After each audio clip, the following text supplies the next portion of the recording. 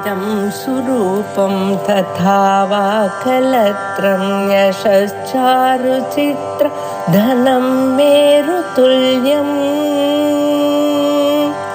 मनश्चेन लग्नं गुरोरङ्घ्रिपद्मे ततः किं ततः किं ततः किं ततः किम्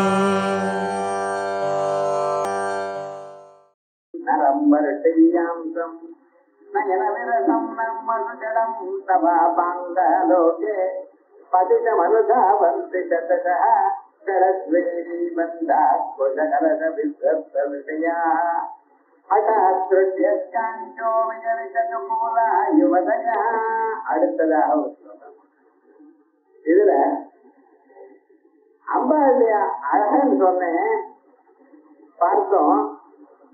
அந்த அம்பாளுடைய கடக்கன் பார்வை யாரு மேல விழுந்தோ அவனுடைய நிலை இங்க சொல்றது.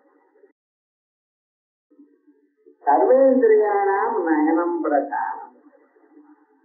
எல்லா புலன்களுக்கும் எது ரொம்ப முக்கியமானது? கண். அழகுக்கு எது சார் முக்கியமானது? கண். இது எது எப்படி இருந்தாலும் சரி, கண்ணு அழகா இருக்கணும். ராமனை சொல்லும் பொழுது தீர்காந்த நயன, அதாவது அது வரைக்கும் கண் இருக்கான், அவ்வளவு நீளமா இருந்தது அப்படிங்கிற அது ஒரு அழகு. ஆனா அது மாதிரி அங்க போட்டதெல்லாம் நீங்க பொம்மையில பார்த்தீங்கன்னா அது ஒரு மாதிரி இருக்கும். ஆனா பார்க்கறதுல சாதாரணமா நம்ம கண்ணை விட கொஞ்சம் நீளமா இருக்கிறவர். ரத்தாந்த நயன, அந்த கண்கள் நுனியில கொஞ்சம் சிவப்பா இருக்கணும். இதெல்லாம் சாமுத்திரிகால இருக்கணும். அப்படி எல்லாம் இருக்கமையானால் அந்த அவளை பார்த்த மாத்திரம் நமக்கு நமஸ்காரம் பண்ணணும்னு தோணும். ஒரு மனுஷன் நிஜமாக அழகா இருக்குன்னு சொன்னா எப்படி அவளை பார்த்ததுமே நமக்கு நம்ம மரியாதை கொடுக்கணும்னு தோணும். மரியாதையை கேட்டு வாங்க விடாது, தானா வரணும். நீங்க அந்த அளவுக்கு வளரணும். அப்பதான் 4 பேர் உங்களை ஓ அப்படின்னு சொல்ற அளவுக்கு நீங்க வளரலாம். அது எப்படி வரும்? பகவத் அனுகிரகத்தினால்தான் வரும். அப்படி இதுவரைக்கும் ஒரு அழக பத்தி பேசணும். அந்த அழகுக்கு இருப்பிடம் எங்கே? கண்ணு. இது நம்ம நல்லா தெரிஞ்சுக்கணும். வெக்கம் எங்கே சார் இருக்கணும்? வெக்கம் எங்க இருக்கு? குழந்தை வெக்கப்படுறதுன்னு சொன்ன எங்க வெக்கப்படுறது? கண்கள். அந்த குழந்தை உங்களை பார்க்கறதுக்கு கஷ்டப்படுறது. வேற என்ன பண்ண? கண்ணை மூடிட்டு ஓடி போடுறது. அப்ப என்ன இருக்கு? வெக்கம் எங்க இருக்கு? ஆக்சுவலா யோசனை பண்ண கிளாஸ்க்கு வந்தாதான் தெரியும். வெக்கம் எங்க இருக்கு? எங்க இருக்கு? எங்க இருக்கு? கண்கள்ல தான் இருக்கு. அதெல்லாம் வெக்கப்படுறவா நேரம் உங்களை பார்க்க மாட்டாங்க. இது உங்களுக்கு எப்படி தெரியும் நீங்க அப்படின்னு நீங்க கேட்கலாம். என்ன கேட்டுருவாங்க. இது பரதநாட்டிய சாஸ்திரத்துல சொல்லி, நாட்டிய சாஸ்திரத்துல வெக்கத்தை எப்படி அபிநயம் பண்ணி காமிக்கணும். வெக்கம் இருக்குன்னு சொல்ல அந்த குழந்தை வெக்கப்படணும். அது வெக்கப்படுறது அந்த டான்ஸ் பண்ற அந்த அம்மா இதை காட்டணும். எப்படி? கண்களை கீழே கொடுத்துட்டு பூமியை தரையை கட்ட வர்றத கீறிண்டு இப்படியே பண்ணணும். அதுக்கெல்லாம் முதிரைகள்லாம் சொல்லி வச்சிருக்கேன் பரதநாட்டிய. அவர் சொல்லாத விஷயம் கிடையவே கிடையாது. அந்த நாட்டிய பாரதின்னு இருக்கே, அதை முக்கியமா படிக்கணும். நம்ம மனசுல இருக்கக்கூடியதான இமோஷன்ஸை எப்படி எக்ஸ்பிரஸ் பண்றதுங்கிறது அவர் சொல்லியிருக்கேன். பக்தி ரசத்தை எப்படி சொல்றது? ஒருவன் பக்தியா இருக்கும் பொழுது அவனுடைய கண்கள் எப்படி இருக்கும், கோபமா இருக்கும் பொழுது அவனுடைய கண்கள் எப்படி இருக்கும், அத்தனை ரசத்தையும் தெரிஞ்சுட்டு இருக்கார் ராமன். ஆனா என்ன பண்ணிட்டார்? மறைச்சு வச்சிருக்காரு. தன்னுடைய மனசுல இருக்கக்கூடியதான எண்ணங்கள் வேற யாருக்கும் தெரிய விடாம பண்ணிவிட்டாரோ. அதான் அவருக்கு தீரோதார்த்த நாயகன் பேரு. அவர் மனசுல என்ன நினைச்சுட்டு இருக்காரோ இன்னொருத்தருக்கு தெரியப்படாது. அதான் சார் ராஜாவுடைய கௌரவம். உள்ளூர பார்க்கறதுக்கு சிரிச்சுட்டு இருப்பார், உள்ளூர அப்படியே அந்த துக்கம் பொங்கிட்டு இருக்கும். அதே மாதிரியே வெளியில கோபமா இருந்தார், உள்ளூர் கருணையா இருக்கும். உங்க இடத்துல என்ன இவ்வளவு தப்பு பண்ணினானேன்னு கோபம் வரலாம். இருந்தாலும் அனுகிரகம் பண்ணும் பொழுது க்ஷேமமா இருந்தா. அப்படி அந்த கண்கள்ல இருக்கக்கூடியதான அந்த பார்வை இருக்கு பார்த்தீங்களா, அந்த பார்வையை வர்ணிக்கலாம். ஒரு மனுஷன் எதற்கும் உபயோகம் இல்லாத நிலையில இருந்த போதிலும் நரம்பரட்டியாம்சம் நயன விரதம் நர்மதுஜடம் கிழவனாராயிட்டார். கொஞ்சம் கூட உடம்புல சக்தியே கிடையாது. நயன விரதம் பார்க்கறதுக்கு ஒரு தடவை பார்க்கறது ஆட வேண்டாம், இன்னொரு தடவை பார்க்க வேண்டாம்னு தோணுமா?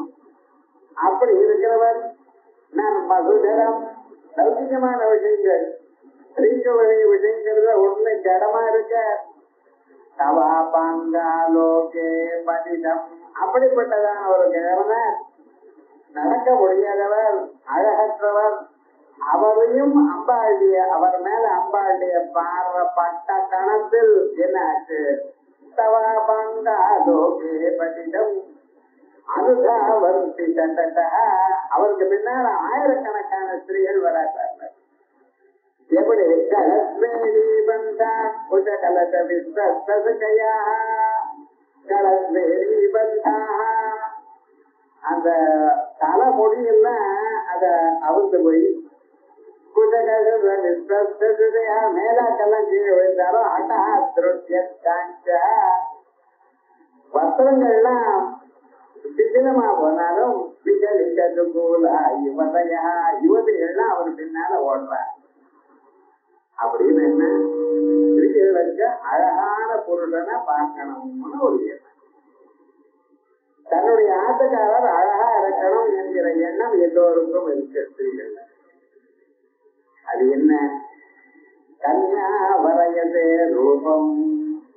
சாதாரணமாக ஒரு மாப்பிள்ளை இருக்கான்னு வச்சுங்களேன், அந்த மாப்பிள்ளைய ஒவ்வொருத்தரும் எப்படின்னு கன்யா வரையதே நம்ம ஆட்டுக்காரர் அழகா இருக்கணும் அப்படின்னு ஒவ்வொரு பெண்ணும் நினைப்பாங்க. மாதா விட்டம் அம்மா என்ன எதிர்பார்ப்பா தெரியுமா? நான் 3 வேளை இந்த பொண்ணுக்கு கடைசி வரைக்கும் சாப்பாடு போடுவாளா? அதான் நம்ம ஆட்ட குழந்தை சௌக்கியமா இருக்கலாம், கஷ்டப்படக்கூடாது, பணத்தை கஷ்டப்படக்கூடாது, வேற ஒண்ணும் இல்ல. சாப்பாடு நல்லா கிடைக்கணும், வஸ்திரம் கழுவணும், ஏதோ 4 ஆபரணம், அவ்வளவுதான் அம்மா எதிர்பார்ப்பேன். பிதாஸ்ருதம் அப்பா என்ன எதிர்பார்ப்பேன் தெரியுமா? நான் இவன் கல்யாணம் பண்ணுவானா, நம்ம வம்சத்துக்கு எந்தவனா இருப்பானா, கெட்ட வழி தப்பு தண்டா பண்றவன், இதுதான் அப்பா எதிர்பார்ப்பானா. பாண்டவா மற்ற இருக்கிற பந்துக்கள்லாம் என்ன பண்ணிருக்காங்க? இந்த பந்துக்கள்லாம் குலத்தை பார்ப்பாளாம். ஏன்னா இவாளுக்கு பிறக்கக்கூடியதான குழந்தை அவளுக்கு நம்ம கல்யாணம் பண்ணக்கூடியதான யோகியம். நம்ம அதுல குழந்தை பிறந்ததுன்னா இதை பண்ணிக்கலாமா? வேற மேரேஜ் எல்லாம் ஆயிட்டு அதுக்கப்புறம் நம்ம இது பண்றதா இல்லையா, எந்த கோத்திரம் எப்படி சொல்றதுன்னு ஒரு சந்தேகமா இருக்குமே. அப்படி இல்லாமல் ஒரே குலந்தான பந்துக்கள் குலத்தை பார்ப்பாளாம். உங்க அதுல நான் பருவசாலம் போட மாட்டேங்களான்னு கேட்கிற அளவு எல்லாம் அதான் எதிர்பார்ப்பாளாம். ஒரு வாரம் சாப்பாடு அவ அதுல இருக்கணுமே அப்படிங்கிற விவகாரம் அவ எதிர்பார்ப்பான். ஆனா எல்லாரை விட எதிர்பார்க்கறது ஒரு பெண்ணு எதை எதிர்பார்ப்பா? அழகா எதிர்பார்ப்பான். அப்படி இந்த கிழவனாரா இருந்த போதிலும் இவரு பின்னால யுவதிகள் கல்யாணம் பண்ணிக்கணும்னு ஓடுறாளா மனுஷியா? நன்னவே இல்லை சார், சௌந்தர்யாதி சொல்லி கதை இரவு இது. ஒருவேளை உங்க பின்னால 100 ஸ்திரீகள் வந்தா உங்க கதை என்ன? கொஞ்சம் யோசனை பண்ணி பார்க்கணும். இது ஒரு பலமா? இதுவும் பலம்னு சொல்லணும்.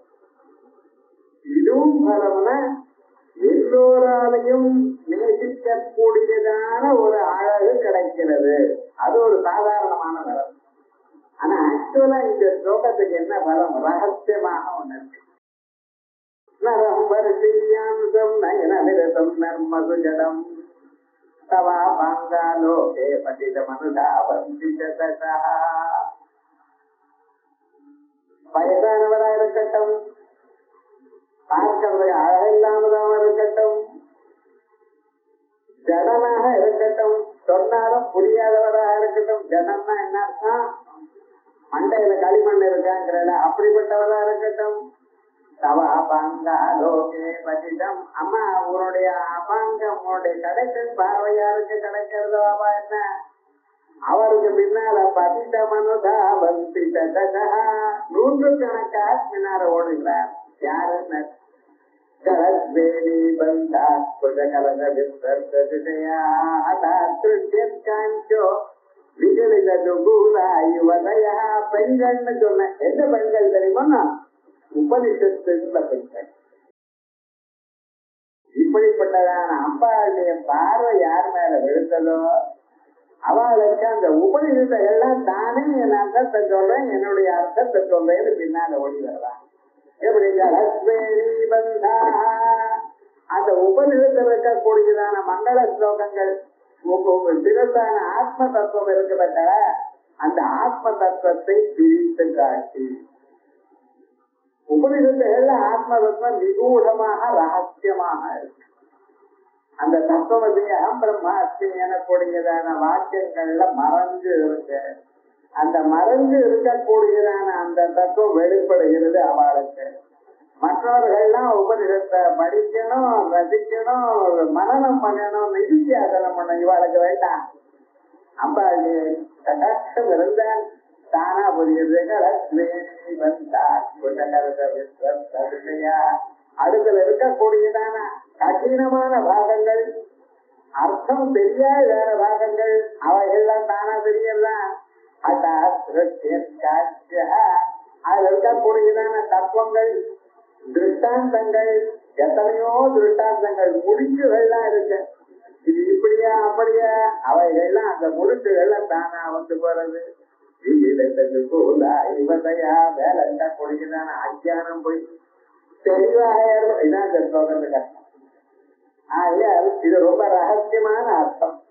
யாருக்கு அம்பாளுடைய அனுகிரகம் இருக்கோ அந்த முருகனால் தான் உபநிடத்தங்களை வாசிக்க முடியும், உபநிடத்தங்களை அனுபவிக்க முடியும். உபநிடத்தில் இருக்கக்கூடியதான ரகசியமான அம்சங்கள், ரொம்ப கடினமான அம்சங்கள், யாராலையும் அதை பிரித்து பார்க்க முடியாதான அம்சங்கள், அது அம்பாளுடைய அனுகிரகத்தினால்தான் வரும், வேற சாதாரணமாக வராது. ஸ்ருதி ஸ்ரீமந்த சிந்தூரி கிருதபாதோடிகா அம்பாளை சொல்லப்படும். வேத மாதாக்கள்லாம் அம்பாளுடைய காலில் வந்து இருந்துட்டு இருக்காரா. அப்படி அந்த வேதங்களுடைய அர்த்தம் நமக்கு புரியணுமே. ஆனால் ஏதோ சாதாரணமாக நம்மளுடைய சக்தியினால நம்ம பார்க்கிறோம் சொல்லணும். வேதத்தை பாதிக்கிறதே கஷ்டம். குருமுகமாக வாதிக்கிறது 12 வருஷம் 15 வருஷம் அதுக்காக மெனக்கடணும். மெனக்கட்டாலும் மறந்து போயிடும். நம்ம சொல்லிட்டு இருக்கிறது தினந்தோறும் சுவாத்தியாய பிரவச்சனாபியாம் பிரமதிதவ்யா. வேற எதை பண்ணினாலும் பண்ணாத பண்ணாலும் தினந்தோறும் கொஞ்ச நேரம் வேதத்தை வாசிக்கணும். என்ன சார் ஏமாறாத 13 தரம் சொல்லியிருக்கு தைத்தறிவு பண்றது. இதேதான் சுவாத்தியாய பிரவச்சனாபியாம் சுவாத்தியாய பிரவச்சனை சுவாத்தியாய. என்ன சுவாமி இத்தனை தரம் சொல்லிட்டு இருக்கேன். ஐயா அது ரொம்ப முக்கியம். இது என்ன விட்டாலும் ஒரு நாளைக்கு சாப்பாடு போனாலும் ஒன்றும் பரவாயில்லை, அது ஒன்றும் காணம் போயிடாது. ஆனா ஒரு நாளைக்கு வேதம் படிக்கலன்னா மறந்து போயிடுமா. ஆம்னாயா நாமயோகேன வித்யாம் பிரதிதாமிவ. அந்த ஆம்நாயங்கள் வேதத்துல சொல்லலைன்னா அது மங்கி போயிடும். அதனால தினந்தோறும் சொல்லணும். அந்த சாஸ்திரங்களை இருக்க எந்த ஜென்மாலும் எந்த புண்ணியம் பண்ணினமோ எந்த அம்பாண்டி அனுக்கிறமோ நமக்கு கிடைச்சிருந்த அதை விடப்படாது அப்படின்னு சாஸ்திரம். அப்படி அந்த ஆத்ம தத்துவம் நமக்கு புரியணுமேனால் அம்பாண்டி அனுகிரகத்தினால் தான் புரியும்.